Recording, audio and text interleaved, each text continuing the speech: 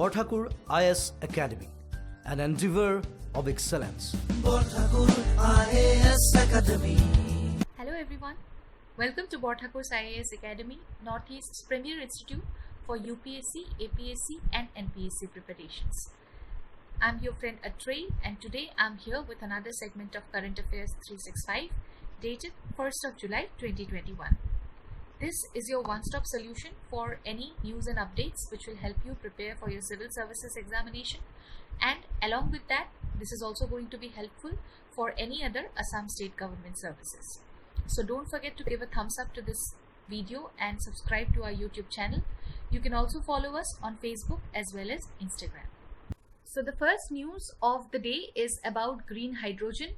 According to the International Renewable Energy Agency, hydrogen is going to make up 12% of the energy mix by the year 2050. This agency also suggested that around 66% of the hydrogen used must come from water instead of natural gas. Recently, this agency has also released the World Energy Transition Outlook report. We all are familiar of hydrogen, right? This is one of the most abundant element which is present on Earth and is a cleaner alternative fuel option. There are various types of hydrogen depending upon the process of its formation.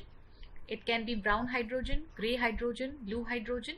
These are brown hydrogen is produced using coal where emissions are released into the air. Then grey hydrogen is produced from natural gas where the associated emissions are released to the air. And blue hydrogen is produced from natural gas where the emissions are captured using carbon capture and storage. Now coming to this variety of green hydrogen, it is produced by electrolysis of water using renewable energy like solar and wind energy. And it has also a lower carbon footprint. The electricity, what it does, it splits water into hydrogen and oxygen, and here in this process the byproducts includes water and water vapor. Hydrogen is an energy carrier, right? It is not an energy source but can deliver or store a tremendous amount of energy. It can also be used in fuel cells to generate electricity, power and heat. So today hydrogen is most commonly used in the petroleum refining and fertilizer production industries, while transportation and utilities are also emerging markets. Due to the higher efficiency and zero or near zero emission operation, hydrogen and fuel cells have the potential to reduce greenhouse gas emission in many applications. Now coming to the current status of green hydrogen worldwide, it is that less than 1% of hydrogen produced is the green hydrogen, and manufacturing and deployment of electrolyzers will have to increase in order to increase the current capacity of 0.3 gigawatts to around 5,000 gigawatt by the year 2050. If we have a look at the Indian scenario, then coming to consumption of hydrogen, India consumes about 6 million tons of hydrogen every year for the production of ammonia and methanol in industrial sectors, which includes fertilizers and refineries. And this could increase to around 28 million tons by 2050 due to the rising demand from industry, but also due to expansion of transport and power sectors. By 2030, the cost of green hydrogen is expected to compete with that of hydrocarbon fuels like coal, crude oil, natural gas, etc. And the price will decrease further as production and sales increases. So it is projected that India's hydrogen demand will increase fivefold by 2050, and with 80% of it being green hydrogen. India will become a net exporter of green hydrogen by 2030 due to its cheap renewable energy tariffs. Now, why this green and hydrogen is getting so much of momentum is that green hydrogen can drive India's transition to clean energy, and also it can combat climate change. It is going to reduce the import dependency on fossil fuels, and this can also create a new green technologies market in India worth around 18 to 20 billion dollars. So if this market increases, if this market establishes itself, then thousands of job opportunities will also arise. India also has a favorable geographic location and abundance of sunlight and wind for the production of green hydrogen. So the technologies are being promoted in this sector where direct electrification isn't feasible. The Ministry of New and Renewable Energy has circulated a draft cabinet note to establish a hydrogen ecosystem in the country.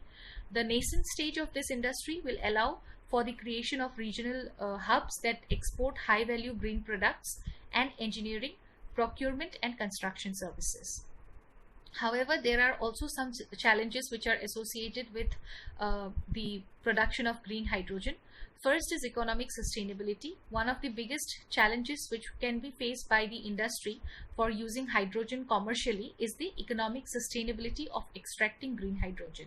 Because for transportation of fuel cells, hydrogen must be cost competitive with conventional fuels and technologies as per mile basis.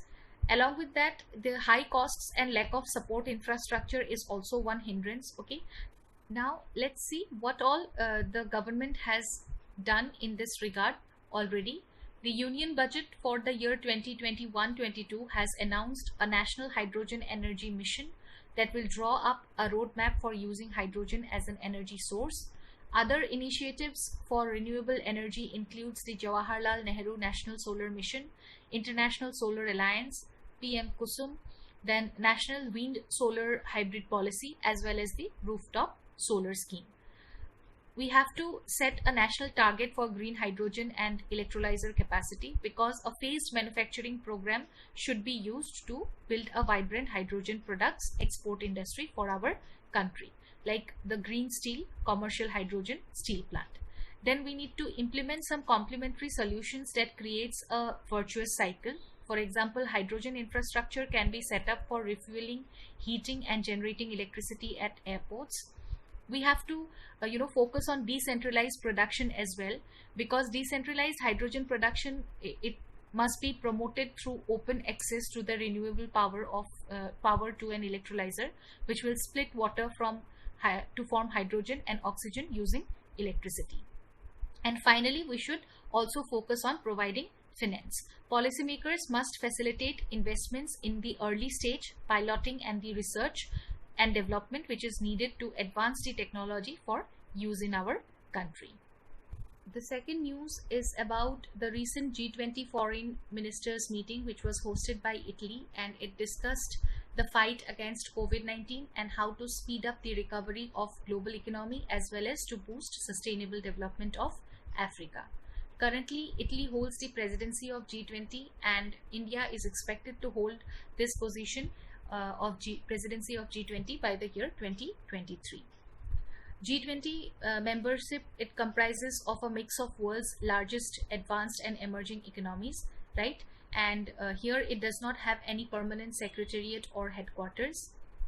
Coming to the main points which were discussed in this meeting, first was obviously COVID-19, as I have already mentioned. Here the members, they criticized China and Russia for engaging in vaccine diplomacy.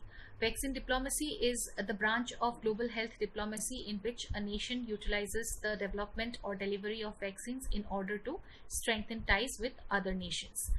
Next, they promoted a science-based holistic One Health approach. Okay, this approach aims at designing and implementing policies and programs which is going to achieve better public health outcomes. Then next was on climate change. Increased climate variability and extreme weather events have impacted the agricultural output and are also among the forces driving the rise in global hunger. Then they exclusively discussed Africa, right? The COVID-19 pandemic, its conflicts, then drought, economic woes and extreme weather conditions are reversing years of progress of this continent. In the whole of Africa, around 250 million people are experiencing hunger, which is nearly 20% of the population as per 2019. Next, we will discuss about India's stand in this meeting. First, India flagged the issue of vaccine equity. Right? What is vaccine equity? It entails both affordability of vaccines and access opportunities for the populations across the world, irrespective of geography or geopolitics. Inequitable vaccine distribution is not only leaving untold millions of people vulnerable to the virus, but also it is allowing the deadly variants to emerge and bounce back across the world. That's why it is very important to make sure that vaccine equity is being maintained. Okay, and as these variants continue to spread, even countries with advanced vaccination programs, they also have been forced to reimpose stricter public health measures, and along with that, some of the countries have also implemented many travel restrictions, right? So India has discussed this issue of vaccine equity. Along with that, India also said that economy needs to be decentralized, right, globally, including in manufacturing of food and health. Resilient supply chains must develop in parallelly, right, in today's world, because the world is much more interlinked and interdependent. But it should not be that globalization should apply only to the resources and markets, while production centers remains concentrated in the hands of few developed countries. Many countries, including India, have faced difficulty while receiving medical equipments during the pandemic, right? And along with that, India has also faced disruption in a number of areas, such as computer chip shortage and stalling of automobile production. So this was all that India discussed, okay, in this meeting. India had taken stand for these few points. Along with that, India also emphasized on initiatives to ensure vaccine equity. First is COVAX. It is a global initiative which is aimed at equitable access to COVID-19 vaccines, which is led by UNICEF, Gavi, WHO, and the Coalition for Epidemic Preparedness and others. India has also begun its Vaccine Maitri, which is an initiative to supply COVID vaccine to different nations. The next news is regarding the support of World Bank to India's informal working class during this current pandemic distress. Okay, the World Bank has approved a USD 500 million loan program to support India's informal working class, and this will help in coping with the ongoing pandemic as well as future climate and disaster shocks. So the loan has a maturity period of 18.5 years, including a grace period of 5 years. In 2020, the World Bank provided immediate emergency relief cash transfers to about 320 million individual bank accounts identified through the pre-existing National Social Protection schemes. And an additional food ration for about 80 crore individuals was also provided. Here, the states can now access flexible funding from disaster response funds to design and implement appropriate social protection responses. Along with that, these funds will be utilized in social protection programs for the urban informal groups, okay, working class, the gig workers, and also the migrants. The gig worker is indulged in the gig economy, which is a free market system, okay, in which temporary positions are common, and organizations also contract with independent workers for short-term engagements. This is aimed at building the resilience of economies and livelihoods of the communities, and investments at the municipal level will promote the National Digital Urban Mission, which will create a shared digital infrastructure for people who are living in urban areas, and this will scale up the urban safety nets and social insurance for the informal workers. Okay, it will also include the gender disaggregated information on women worker and female headed households. The street vendors who are an integral part of the India's urban informal economy. The program will give street vendors access to affordable working capital loan up to rupees 10,000. Some 5 million urban street vendors could benefit from the new credit program. Okay, then the informal sector workers, these are the part of economy that is neither taxed nor monitored by any form of government. The informal sector provides critical economic opportunities for the poor people and is largely characterized by skills gained outside of a formal education, an easy entry, a lack of stable employer-employee relationships, and also a small-scale operations. So unlike the formal economy, the informal sector's component are not included in GDP computations as well. Now, what is the need to protect this informal workforce? India's estimated 450 million informal workers comprises 90% of its total workforce, okay, with around 5 to 10 million workers who are being added annually. And further, according to another global report, out of the total 122 million people who have lost their jobs in 2020, 75% of them have lost the job in informal sector. So the job loss and further increasing informalization due to COVID-19 pandemic and subsequent lockdown has resulted in lack of social protection to the poor people. This is the main reason why we need to currently protect the informal workforce. Some other initiatives which are taken by the government includes the Pradhan Mantri Shram Yogi Man Dhan, then labor force, Pradhan Mantri Rozgar Protsahan Yojana, then PM Swanidhi, which is microcredit scheme for the street vendors, Atmanirbhar Bharat Abhiyan, and the Deen Dayal Antyodaya Yojana, National Urban Livelihoods Mission. So these are some of the initiatives which already our government is taking, but currently we also have to strengthen the MSME, right? Nearly 40% of the informal workforce is employed with the micro, small and medium enterprises. So it is natural that the strengthening of MSME will lead to economic recovery, employment generation, as well as formalization of the economy. And along with that, skilling under CSR expenditure can also be a way forward. The large corporate houses should also take the responsibility of skilling people in unorganized sector under the CSR expenditure, which is corporate social responsibility. And then we can also recognize the invisible labor. A national policy for all the domestic workers needs to be brought in at the earliest, so that they are recognized, their hard work and labor is recognized, and also to promote better working conditions for the same. The next news is about the comprehensive study which has been recently released by NITI Aayog on the not-for-profit hospital model of our country.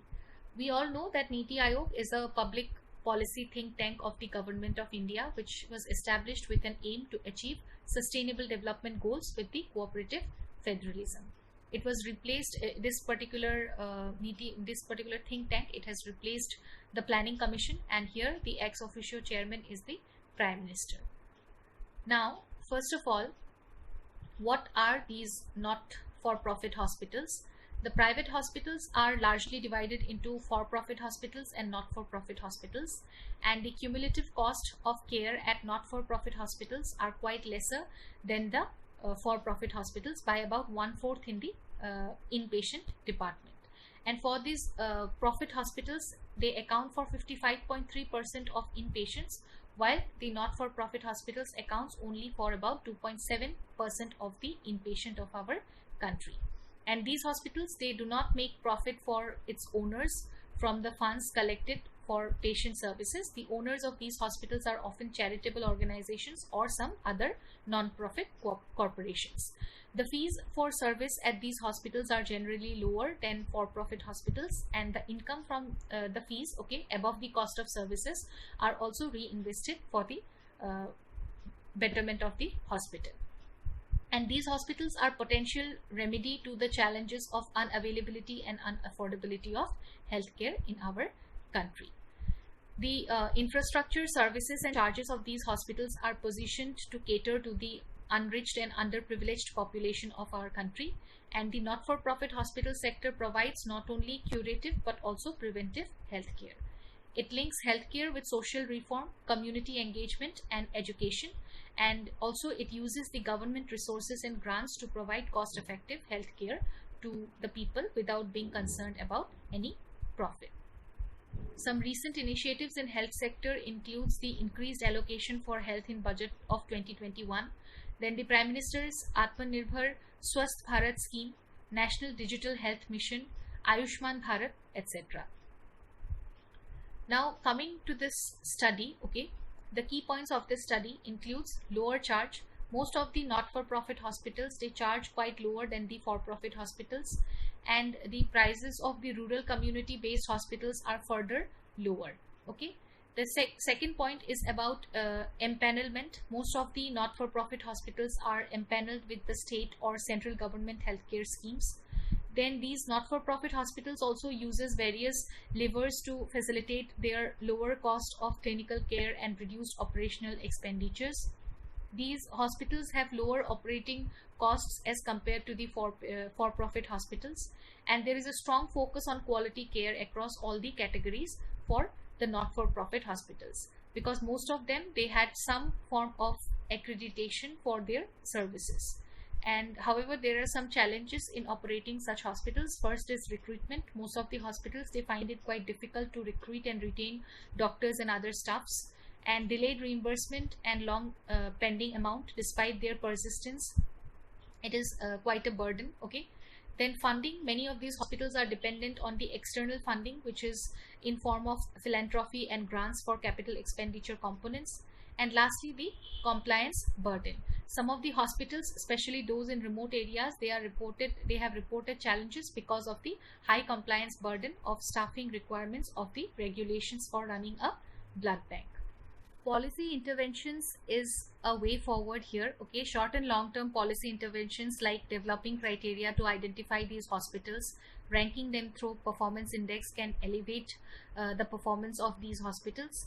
Then next is tax exemptions. In order to promote these hospitals, the government should increase the tax exemption for donations and membership fees of these hospitals. And using expertise, promoting top hospitals for practicing philanthropy among others can be a way ahead. It will also highlight the need to use the expertise of these hospitals in managing human resources with the limited finance in remote areas of our country. So this was all for today. Thank you so much for watching this video. I hope you all will like it. Don't forget to give this video a thumbs up and subscribe to our YouTube channel. I'll see you all again tomorrow with another session of Current Affairs 365 only on Borthakur's IAS Academy, Northeast's premier institute for UPSC, APSC and NPSC preparations. Till then, take care, keep learning. Bye-bye. Borthakur IAS academy প্ৰস্তুতি আৰু অধ্যয়নৰ নিৰ্ভৰযোগ্য ঠিকনা Borthakur IAS Academy